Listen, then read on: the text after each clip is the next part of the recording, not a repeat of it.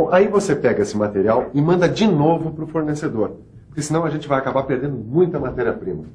Agora vai indo que a teleaula está começando. Eu estava aqui conversando com meu colega só para dar um exemplo para você.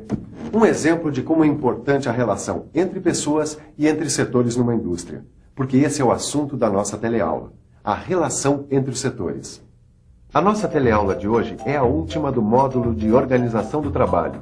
Nela você vai ver como funciona a relação entre alguns setores de uma indústria, como os departamentos de recursos humanos e o de planejamento.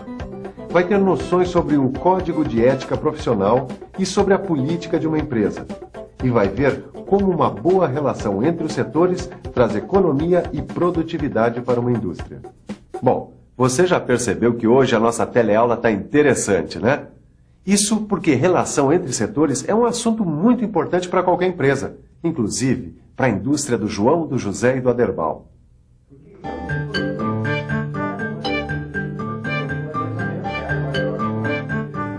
João, José e Aderbal, como ex-funcionários e agora novos donos de uma indústria, estavam começando a aprender a lidar com os diferentes setores que fazem parte de uma empresa. Mas isso aqui? Bem, uma coisa eu acho que já está clara para todo mundo aqui. Toda empresa, conforme o seu tamanho, precisa se organizar em setores, departamentos, seções, ou tudo isso junto. Sim, é claro, um dia vamos ter que fazer isso. Até porque não dá para misturar o trabalho de vocês da administração com o nosso da produção. Dá até que dá, viu? Hoje em dia, existem muitos métodos modernos de administração que simplesmente ignoram os departamentos tradicionais de uma empresa.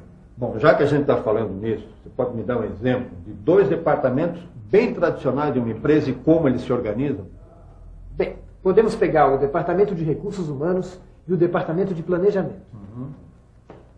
Vamos dar uma olhada em como funcionam aí esses departamentos de planejamento e de recursos humanos, começando pelo de recursos humanos. Um departamento de recursos humanos cuida dos empregados de uma empresa. Esse departamento deve garantir que o trabalhador tenha tudo o que precisa para ter boas condições de trabalho.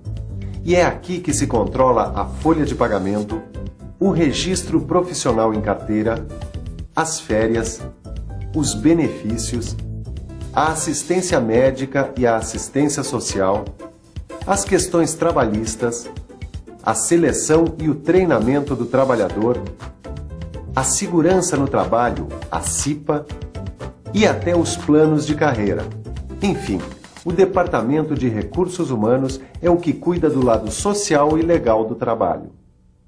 Mas além de cuidar do lado social e legal do trabalho, o Departamento de Recursos Humanos pode ter outra função muito importante: buscar o melhor relacionamento entre a empresa e os seus funcionários. Um bom começo é criar, com a ajuda dos funcionários, um bom código de ética profissional e depois zelar para que esse código seja seguido por todos. Para que um código de ética profissional possa ser seguido por todos, ele precisa ser bom, você não acha? O que será que as pessoas aqui nessa fábrica pensam sobre isso? Vamos ver. O que você acha que precisa ter um bom código de ética profissional? Um bom código de ética, no caso que eu uso, independente de qualquer outro colega, é nunca tentar colocar uma desculpa, né, sobre o que aconteceu numa fase anterior ao processo. Deveria ter um pouco mais de colaboração com os colegas, um ajudar o outro. Bastante companheirismo, amizade, saber chegar numa pessoa, avisar quando está fazendo alguma coisa errada. Acho que é todo mundo procurar ajudar um ou outro e você passar o que sabe para quem não sabe. Bom, isso é o que o pessoal por aqui acha.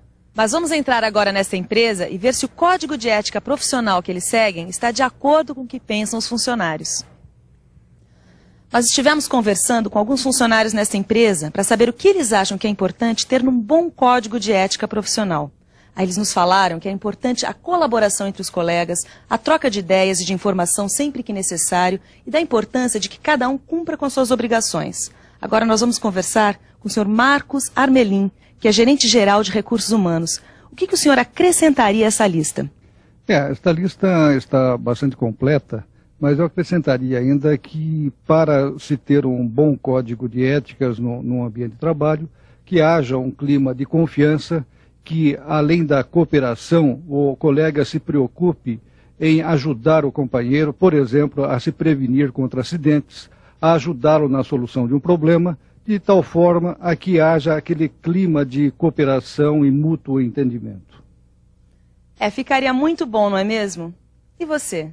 Qual seria a sua contribuição, a sua colaboração para tornar esse código de ética ainda melhor?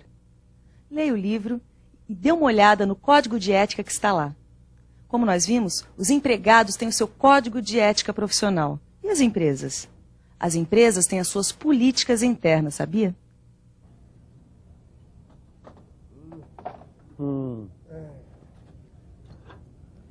Mas, mestre Silva, como é que é a política da nossa empresa? Olha, Ditão, agora, exatamente agora, é a política do arroz com feijão. Agora, mais tarde, aí sim, vai ser a política do café com leite. Brincadeira, eu explico. A política de uma empresa envolve salários, normas de qualidade, tipos de cliente que ela tem, como se relaciona com eles. Tem muita coisa. Mas fazendo um resumo, a política de uma empresa é como ela se relaciona com os seus clientes, fornecedores, concorrentes, empregados, sindicatos, governo. Enfim, é como uma empresa se relaciona com a comunidade de modo geral, entendeu? Compreende, João? A gente tem que decidir qual deve ser a melhor política para a nossa empresa. Tudo bem, Aderbal. Eu acho que a gente até já tem uma política. Mas, por enquanto, eu estou interessado em saber como é que a gente pode ter departamentos numa empresa tão pequena como a nossa. Peraí. Aderbal, me dá um exemplo. Nós já sabemos como funciona o Departamento de Recursos Humanos. E Departamento de Planejamento, como é na prática, né? Pois é, faltou ver como funciona um departamento de planejamento. Vamos ver isso já. Um departamento de planejamento precisa prever tudo o que pode acontecer à produção de uma empresa. É nesse departamento que se determinam os prazos de produção, que se faz o planejamento e o controle da produção, a administração do almoxarifado, os pedidos de compra e até as ordens de produção também podem ser feitas por esse departamento. E os departamentos aqui, como é que fica? Dá para a gente ter esses departamentos aqui na nossa empresa? Olha, eu acho que ainda não. Mas dá para a gente distribuir melhor as nossas funções aqui dentro, para parar de bater cabeça e as coisas correrem melhor. E isso faz a produtividade aumentar, hein? Eu acho que a gente pode começar escrevendo as funções de cada um direitinho e depois a gente pode fazer o nosso organograma. Organograma? Que é isso? Olha, organograma é um esquema de funções de cada um. Querem ver? Ó, João. A gente pode fazer desse jeito. A gerência geral continuaria comigo. E ligados a ela, teríamos 3 setores. O de produção, que ficaria a cargo do João. O de administração, que ficaria comigo. E o comercial, junto com o planejamento, que pode ficar com o José. Que tal? Eu acho legal. Mas quais seriam as funções de cada setor? O meu, por exemplo. Bem, João, o setor de produção normalmente cuida da administração da produção. Controle de qualidade, manutenção, treinamento... Olha, por exemplo, o setor da administração, que é o seu, faria o quê? A administração do pessoal, a contabilidade, pagamento de impostos, transportes e outras coisas. O meu setor, que junta o setor comercial e de planejamento, fica com quais responsabilidades? Esse setor fica responsável pelas compras e vendas, pelas relações com os clientes, pelo almoxarifado, pela expedição. Agora, tem coisas que são funções de qualquer um, independente do seu setor. Por exemplo, a organização geral da empresa, a qualidade e a produtividade, o treinamento e o desenvolvimento, a segurança do trabalho, o meio ambiente, isso é obrigação de qualquer um, independente do seu setor. Todos os setores de uma empresa devem atuar em harmonia. Quer dizer, os setores são diferentes, mas os objetivos são comuns. São os objetivos da empresa. Por isso, uma boa comunicação entre os setores é fundamental. Criar um clima saudável e sem competição entre os setores é dever de cada um. Na verdade, é bom quando os colegas se comportam como se fossem clientes e fornecedores internos no serviço. Isso faz com que a qualidade, os prazos, as normas e regulamentos sejam devidamente respeitados. Olha aqui, respeita o que eu estou falando, hein? Presta atenção. Cálculo de matéria-prima. E isso é uma das coisas que o planejamento tem que fazer numa fábrica. Me dá um exemplo, então. Tá legal, vou dar um exemplo. Olha, Eu vou pegar aqui algumas pás de lixo que nós fabricamos, tá? Muito bem.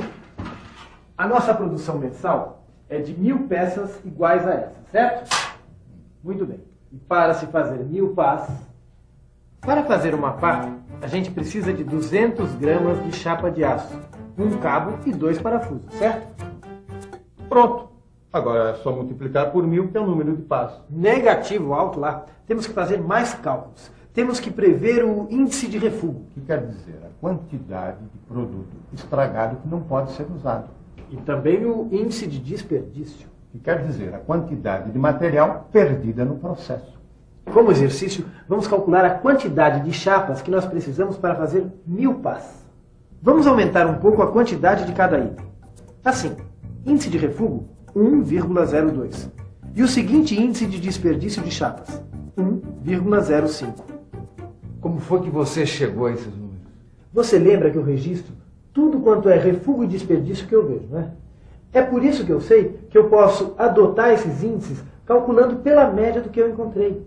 Isso ainda vai ajudar a gente em muitas outras coisas, como, por exemplo, método de trabalho, custos, etc, etc. Tá, mas como é que faz a conta da quantidade a ser comprada, incluindo esses índices aí, refúgio e desperdício? É só multiplicar a quantidade de cada item pelos índices. Quer ver só?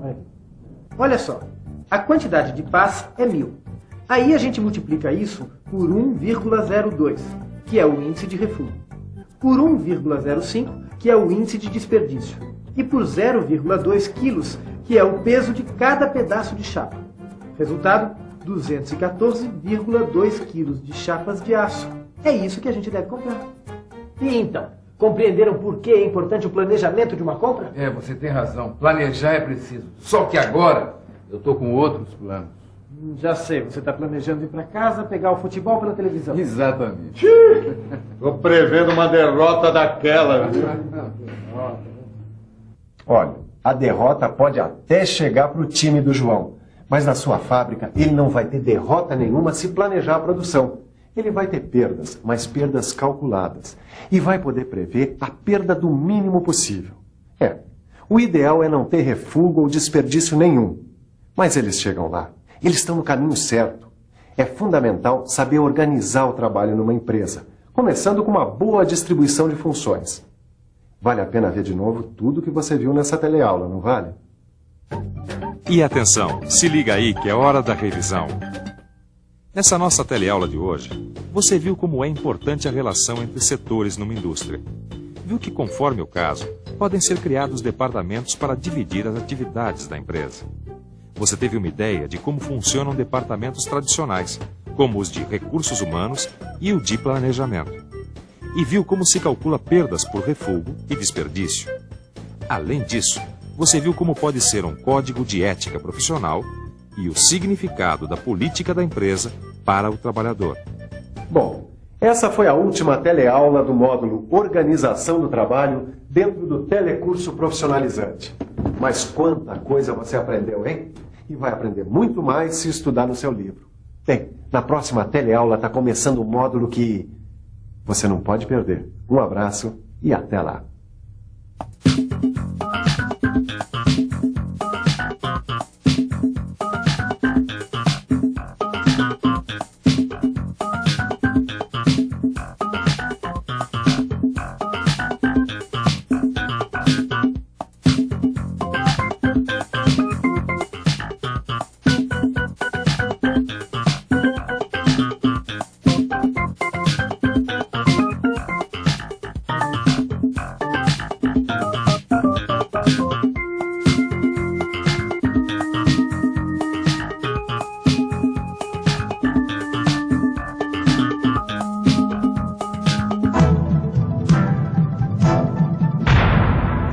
Telecurso 2000, um programa de educação do Sistema Fiesp e da Fundação Roberto Marinho.